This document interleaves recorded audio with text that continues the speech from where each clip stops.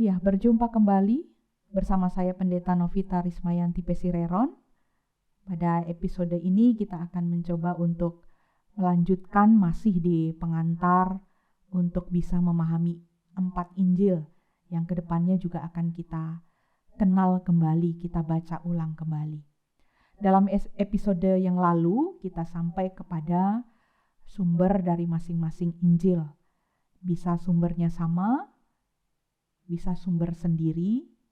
Itulah yang kemudian membedakan isi urutan dari keempat Injil. Bahkan ketika kita episode yang lalu, sesi yang lalu diperdengarkan bahwa ketiga Injil mirip, tetapi kalau dibandingkan dengan Injil Yohanes juga berbeda. Saya sekedar mengulangi, dan pada kesempatan ini kita akan mendengar bagaimana kita membuktikan bahwa Markus itu disebut oleh penafsir, disepakati sebagai Injil yang pertama. Caranya dengan membanding-bandingkan 3 Injil yang bisa kita baca.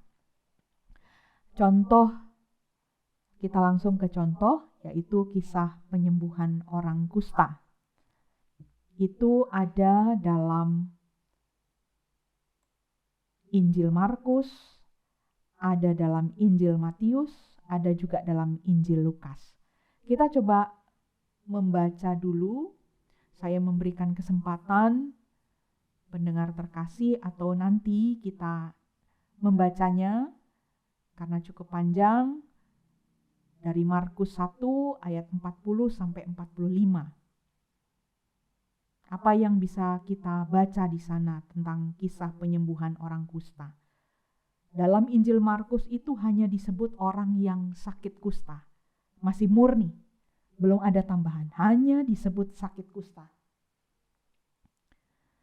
Yang dilakukan kusta, menurut Injil Markus itu, si kusta itu berlutut.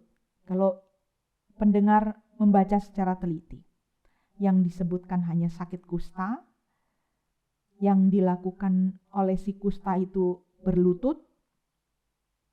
Kemudian ada kata engkau dan kata tahir. Ini kata-kata yang muncul dalam konteks agama, ya.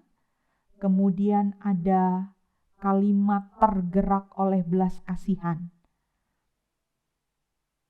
Dari kalimat-kalimat kunci ini yang disampaikan di Markus 1 ayat 40 sampai 45, pesan yang ingin disampaikan oleh Injil Markus bahwa watak dari kemanusiaan Yesus itu sangat ditonjolkan. Itu pesan dari penjabaran Injil Markus terkait kisah penyembuhan orang kusta. Baru kita akan mencoba untuk melihat dan akhirnya menyimpulkan terkait dengan Markus sebagai Injil yang pertama atau yang tertua. Kalau kita lihat kisah yang sama, kisah penyembuhan orang kusta, dalam Injil Matius 8 ayat 1 sampai dengan ayat 4. Silahkan nanti dibaca apa yang dijabarkan. Dikatakan bahwa disebut seorang yang sakit kusta, sama dengan Injil Markus.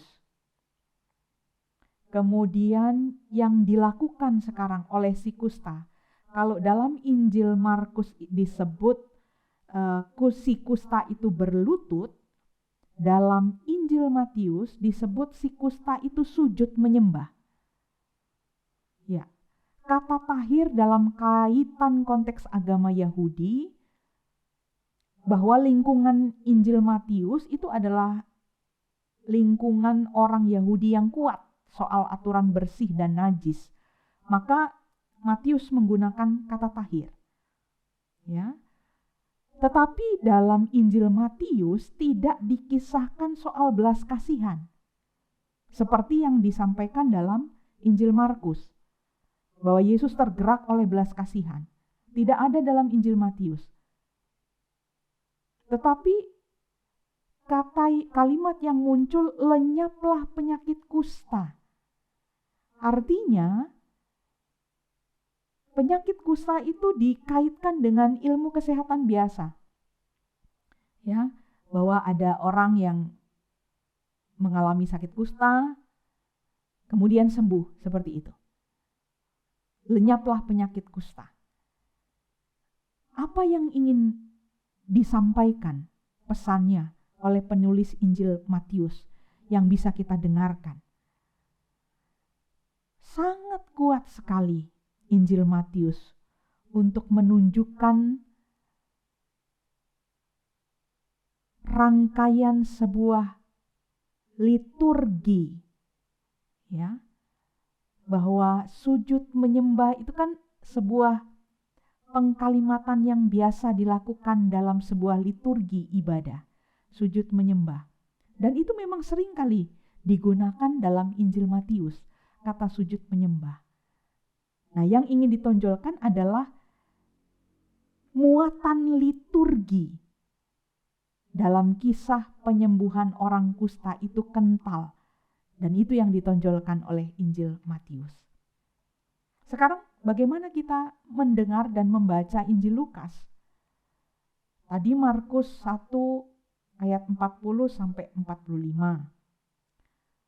Kemudian Matius 8 ayat 1 sampai dengan 4. Lukas 5 ayat 12 sampai dengan 16.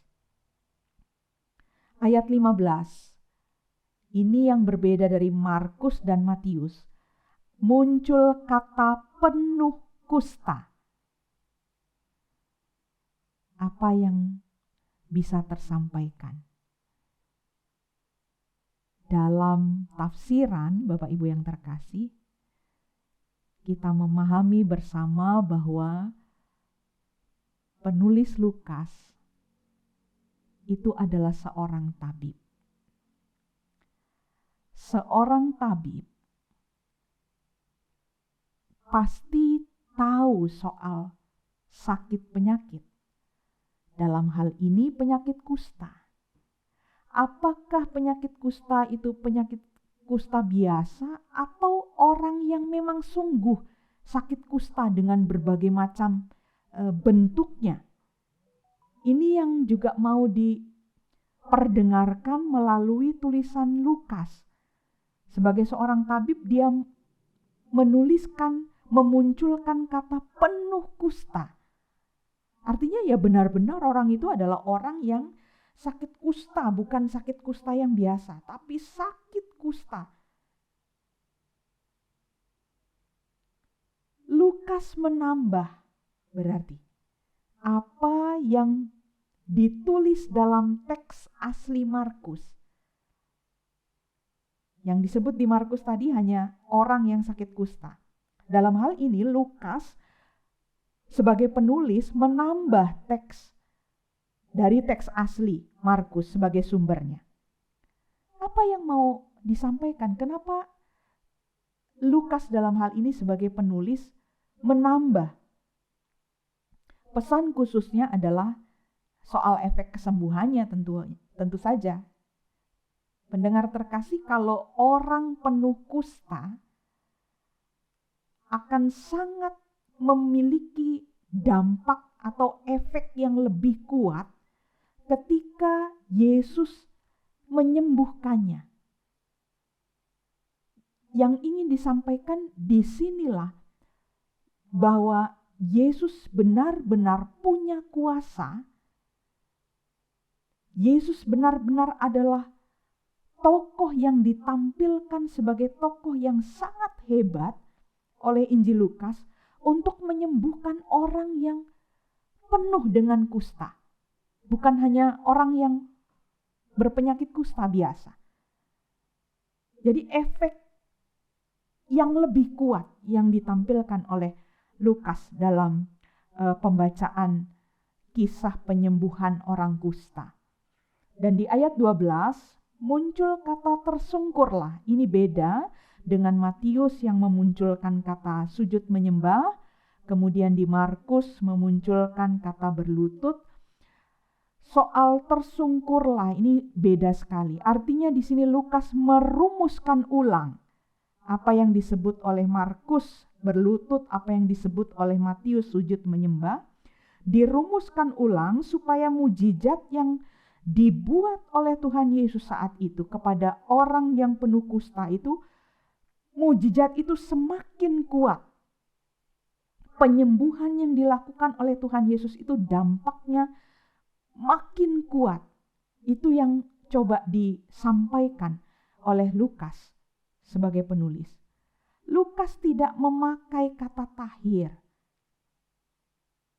Yang dari Markus dilihat kata tahir itu sebagai bagian dari konteks keagamaan, ya, berangkat dari konteks keagamaan kata tahir. Kemudian yang dipakai juga oleh Injil Matius, kata tahir dalam konteks kaitannya dengan agama Yahudi, karena lingkungan Matius itu adalah lingkungan kental orang-orang Yahudi, tetapi Injil Lukas tidak memakai kata tahir. Kata yang dipakai oleh Injil Lukas adalah lenyapkan penyakitnya, lenyaplah penyakitnya. Hal yang sama Matius dan Lukas pesannya. Matius dan Lukas tidak menampilkan kemanusiaan Yesus. Mari pendengar yang terkasih, ini pesan yang bisa kita dengarkan bersama. Matius dan Lukas tidak menampilkan kemanusiaan Yesus. Matius dan Lukas memakai kata Tuhan, bukan engkau. Berarti kata Tuhan itu pasti konotasinya yang muncul adalah orang yang disembah, bukan orang yang biasa. Matius dan Lukas tidak menampilkan kemanusiaan Yesus. Matius dan Lukas memakai kata Tuhan, bukan engkau. Karena Tuhan itu pasti konotasinya muncul, yang muncul adalah orang yang disembah, bukan orang yang biasa. Ini kekuatan dari masing-masing Injil untuk menampilkan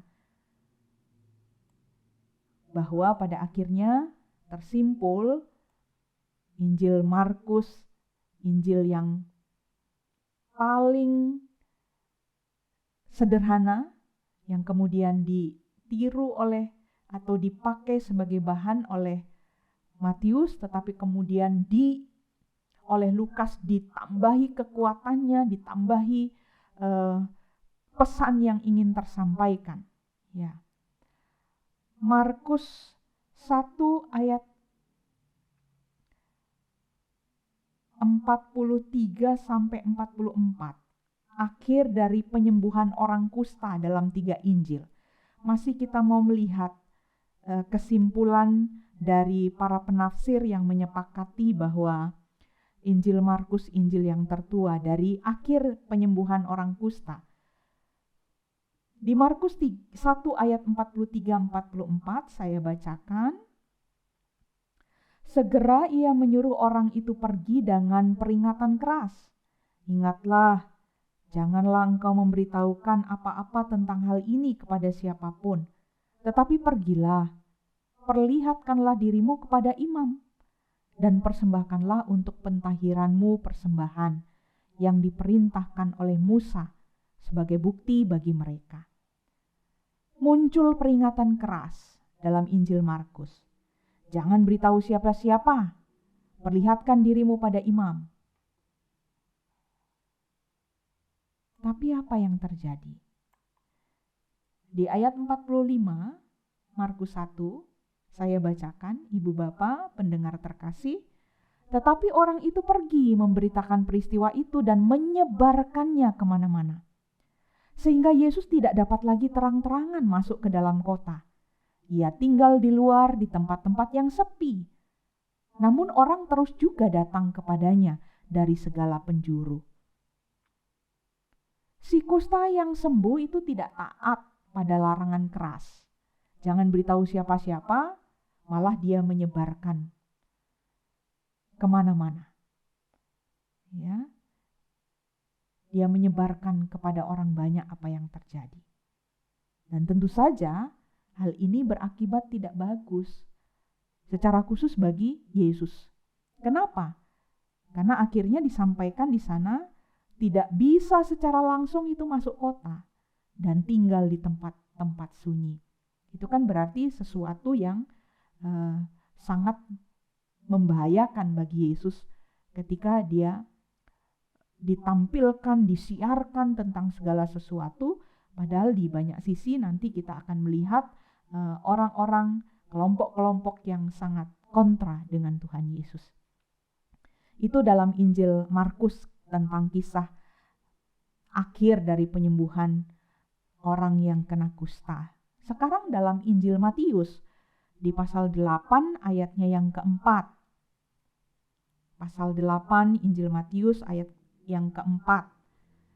Saya bacakan buat kita, lalu Yesus berkata kepadanya, "Ingatlah, jangan engkau memberitahukan hal ini kepada siapapun, tetapi pergilah, perlihatkanlah dirimu kepada imam dan persembahkanlah persembahan yang diperintahkan Musa sebagai bukti bagi mereka."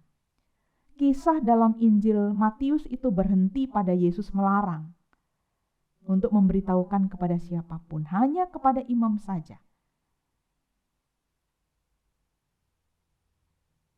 Itu yang tersampaikan dalam Injil Matius di akhir kisah. Kemudian dalam Injil Lukas 5 ayat 14, bagaimana akhir kisah dari penyembuhan orang kusta? Saya bacakan dari Lukas 5 ayat 14.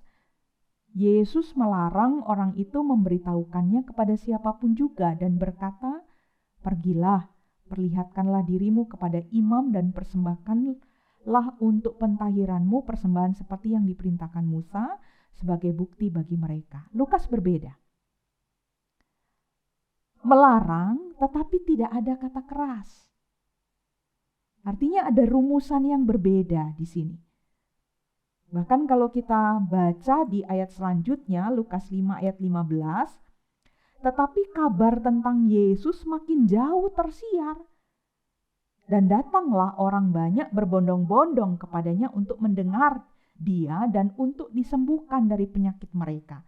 Akan tetapi ia mengundurkan diri ke tempat-tempat yang sunyi dan berdoa.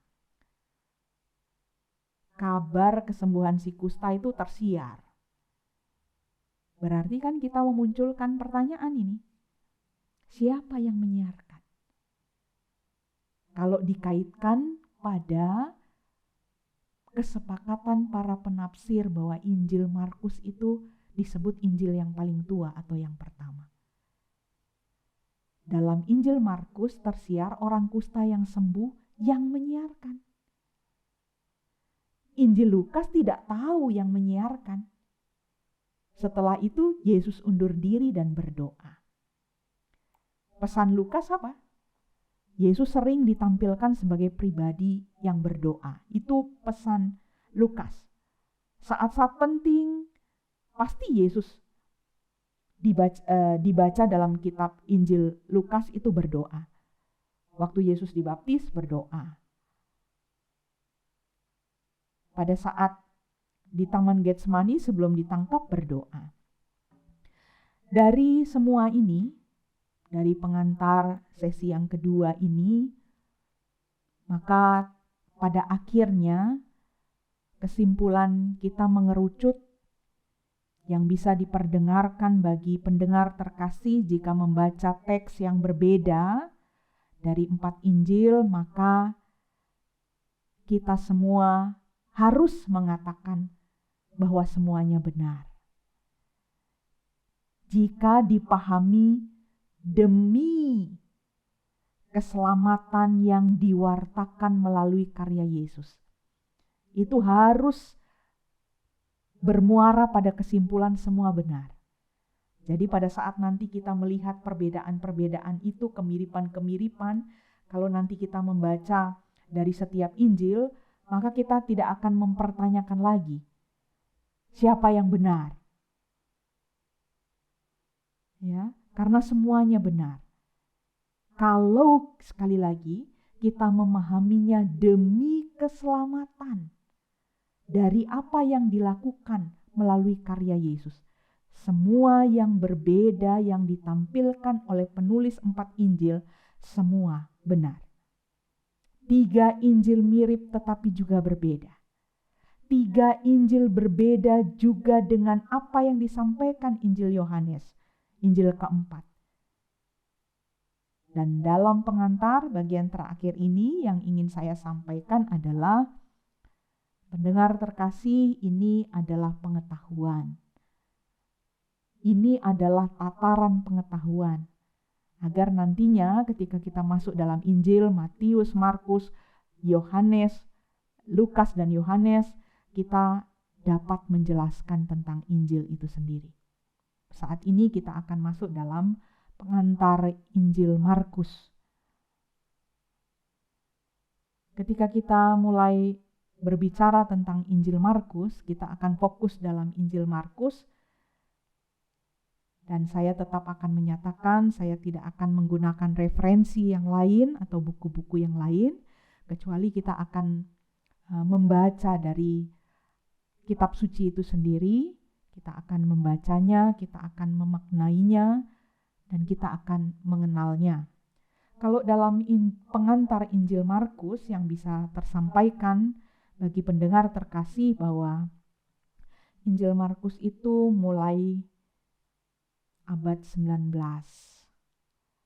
Penafsiran mulai abad 19 itulah penafsiran kitab suci itu sudah makin luas diterima.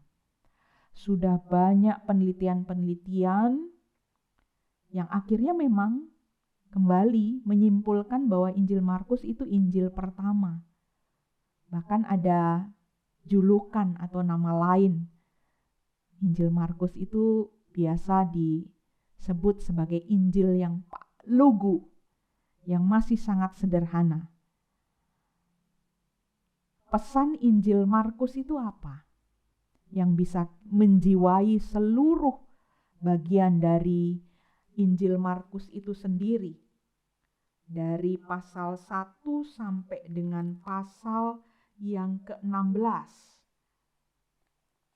Pesan utama yang menjiwai itu ada di dalam Markus pasal 1 ayat 1. Ini sebagai pengantar untuk kita masuk memahami. Injil Markus, pesan utamanya adalah yang tersebut saya bacakan. Markus 1 ayat 1, inilah permulaan Injil tentang Yesus Kristus, Anak Allah. Penulis Injil Markus dalam hal ini ingin menyampaikan, ingin memperkenalkan bahwa Yesus itu sebagai Kristus dan Anak Allah. Ini yang kemudian dijabarkan, dijelaskan dalam tulisan dari pasal 1 sampai dengan pasal 16, yang nanti kita akan coba baca bersama-sama dalam beberapa sesi atau episode ke depan. Dan ketika ini menjadi pesan utama, pesan itu kemudian di mana diakui. Ada 2 pengakuan yang muncul ketika memahami Injil sebagai tentang Yesus Kristus Anak Allah. Inilah permulaan Injil tentang Yesus Kristus Anak Allah. Pengakuan itu muncul di mana? Pengakuan pertama itu pengakuan Petrus. Nanti kita akan lihat selanjutnya. Ini hanya sebagai pengantar saja. Pengakuan permulaan Injil Yesus Kristus Anak Allah itu kemudian diakui sebagai pengakuan yang muncul pertama dalam Injil Markus, dan itu disampaikan oleh Petrus. Kemudian pengakuan yang kedua, dan ini yang sungguh mengejutkan, nanti kita akan juga sampai pada bagian ini untuk melihat bahwa pengakuan tentang Yesus Kristus Anak Allah itu justru dikeluarkan melalui statement atau kalimat yang disampaikan oleh tentara Romawi waktu Tuhan Yesus disalib. Ini sesuatu yang sangat luar biasa. Yang ada nanti kita lihat dalam penjabaran Injil Markus. Itu sebagai pengantar awal kita masuk. Sekarang kita akan mencoba untuk memahami dalam bingkai pertanyaan yang mungkin juga muncul, siapa Markus? siapa Markus. Dan kita akan mencoba untuk melihat hal ini, siapa Markus, melalui 3 sumber. Bahkan dari surat-surat Rasul Paulus, kita nanti akan coba membacanya, siapa itu Markus. Kemudian dari Kisah Para Rasul, juga kita akan mencari teks-teks tentang siapa Markus itu. Siapa sih Markus itu? Dan kemudian dari surat Petrus. Dari tiga sumber ini kita akan memahami tentang siapa Markus. Kita coba dari surat Petrus ya. Ibu Bapak, Saudara pendengar terkasih, apa yang ditulis oleh surat Petrus untuk menyampaikan tentang siapa Markus ada di sana. 1 Petrus pasal 5 ayat 13. 1 Petrus pasal 5 ayat 13. Saya bacakan untuk kita pendengar terkasih. Salam kepada kamu sekalian dari kawanmu yang terpilih yang di Babylon, dan juga dari Markus anakku. Dalam surat Petrus, penulis surat ini sedang menyampaikan satu tempat yang namanya Babylon.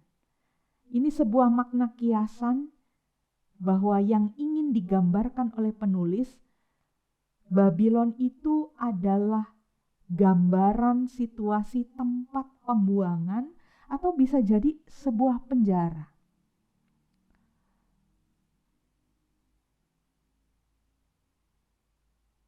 Ada kesaksian yang coba saya bagi buat kita, bahwa Markus itu disebut juga sebagai juru bicaranya Petrus saat di Roma.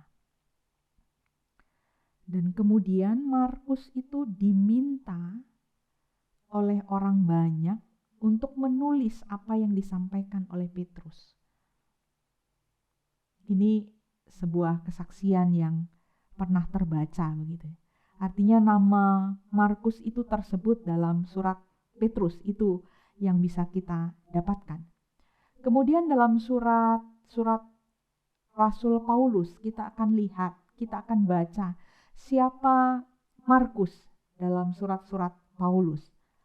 Markus dalam surat Paulus untuk jemaat di Kolose misalnya. Ada tersebut nama Markus. Kolose pasal 4 ayat 10. Kolose pasal 4 ayat 10. Salam kepada kamu dari Aristarkus temanku sepenjara, dan dari Markus, kemenakan Barnabas. Ya, Markus oleh surat Rasul Paulus kepada jemaat di Kolose disebut sebagai keponakannya Barnabas. Ya, itu yang terinformasikan. Siapa Markus? Ada muncul dalam Filemon.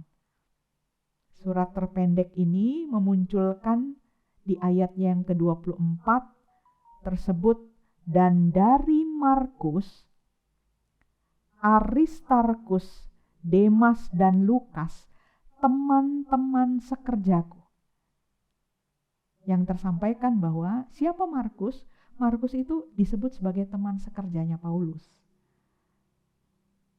Mari kita bersama-sama juga baca dari surat atau dari Kisah Para Rasul pasal 12 ayat 12. Tersebut nama Markus juga di sana. Apa informasi yang terbaca? Dan setelah berpikir sebentar, pergilah ia ke rumah Maria ibu Yohanes yang disebut juga Markus. Di situ banyak orang berkumpul dan berdoa. Apa yang tersampaikan? Markus. Siapa Markus? Markus disebut sebagai anak dari seorang ibu yang namanya Maria. Kisah Para Rasul 12 ayat 15. Informasi apa lagi terkait dengan siapa Markus? Kisah Para Rasul 12 ayat 15, Barnabas dan Saulus kembali dari Yerusalem setelah mereka menyelesaikan tugas pelayanan mereka. Mereka membawa Yohanes yang disebut juga Markus. Apa informasi yang didapatkan? Markus pernah bersama Barnabas dan Paulus. Ya, itu kemudian masih ada. Kita baca lagi dari Kisah Para Rasul 13 ayat 5. Saya baca Kisah Para Rasul 13 ayat 5. Setiba di Salamis mereka memberitakan firman Allah di dalam rumah-rumah ibadat orang Yahudi, dan Yohanes menyertai mereka sebagai pembantu mereka. Yohanes informasinya sama dengan Markus, pernah bersama, diajak sebagai yang membantu dalam misinya Barnabas dan Paulus. Yohanes sama dengan Markus. Masih lagi kita cari lagi teks untuk menjawab siapa Markus. Ada banyak informasi yang kita dapatkan ternyata dari surat-surat Paulus, dari Kisah Para Rasul, dan dari surat Petrus. Dari Kisah Para Rasul 13 ayat 13. 13 ayat 13. Mari kita membacanya. Lalu Paulus dan kawan-kawannya meninggalkan Pafos dan berlayar ke Perga di Pamfilia, tetapi Yohanes meninggalkan mereka lalu kembali ke Yerusalem. Jadi waktu diajak dalam misinya Barnabas dan Paulus, di tengah perjalanan, Yohanes yang adalah Markus itu mengambil keputusan untuk kembali ke Yerusalem. Bisa jadi mereka sedang ada perbedaan pendapat. Ini tafsiran ya, Ibu Bapak pendengar terkasih. Karena berbeda pendapat, maka Yohanes atau yang disebut Markus itu membuat keputusan untuk kembali ke Yerusalem, tidak melanjutkan perjalanan bersama dengan Paulus. Dan di dalam Kisah Para Rasul 15 ayat 37 dan 38, Kisah Para Rasul 15 ayat 37 dan 38, apa yang terinformasi dalam bacaan firman Tuhan itu? Barnabas ingin membawa juga Yohanes yang disebut Markus. Yohanes sama dengan Markus, tapi di ayat 38, tetapi Paulus dengan tegas berkata bahwa tidak baik membawa serta orang yang telah meninggalkan mereka di Pamfilia dan tidak mau turut bekerja sama dengan mereka. Apa yang bisa kita renungkan dari firman Tuhan Kisah Para Rasul 15 37 sampai 38 ini?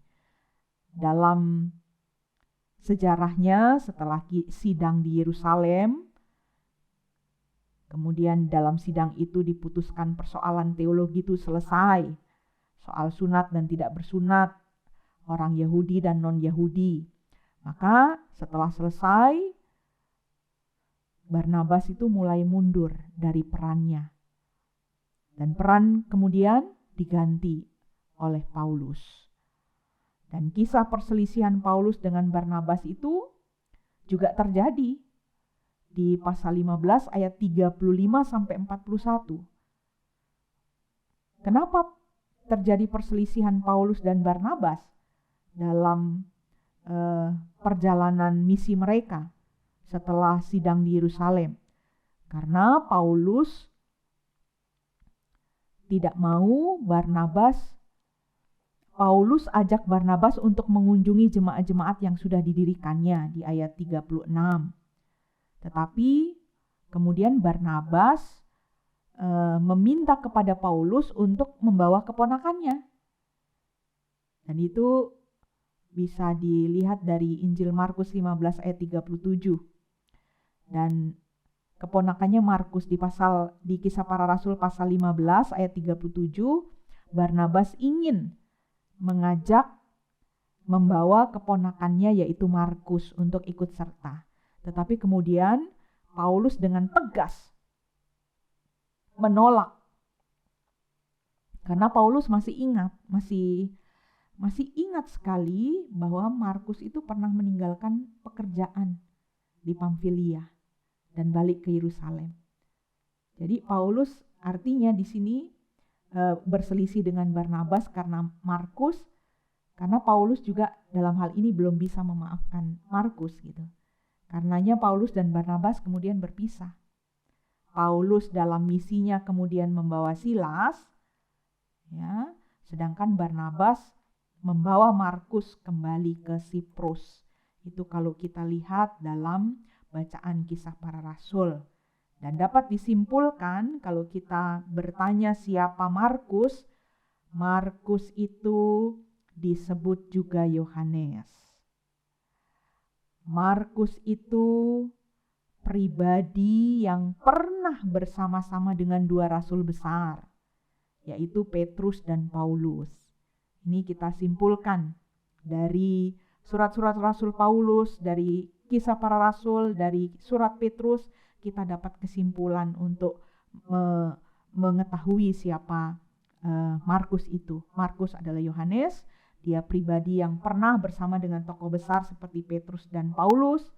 Dia dekat dan dia memiliki pemahaman yang sangat luas terkait dua rasul itu, Paulus dan Petrus, yang pernah diikutinya. Nah, dari situ kita mencoba untuk memahami bahwa kemudian Markus menuliskan, ya, dan ini juga sangat mempengaruhi tulisan Markus untuk menuangkan apa yang pernah dialami dalam kehidupan perjalanan pelayanannya bersama dengan Petrus dan juga Paulus. Mungkin sampai di situ dulu kita di episode ini, sampai untuk memahami pengantar dan juga memahami siapa Markus melalui teks-teks dalam surat-surat Rasul Paulus, surat Petrus, dan Kisah Para Rasul. Selamat bertemu, selamat mendengarkan episode selanjutnya. Tuhan memberkati.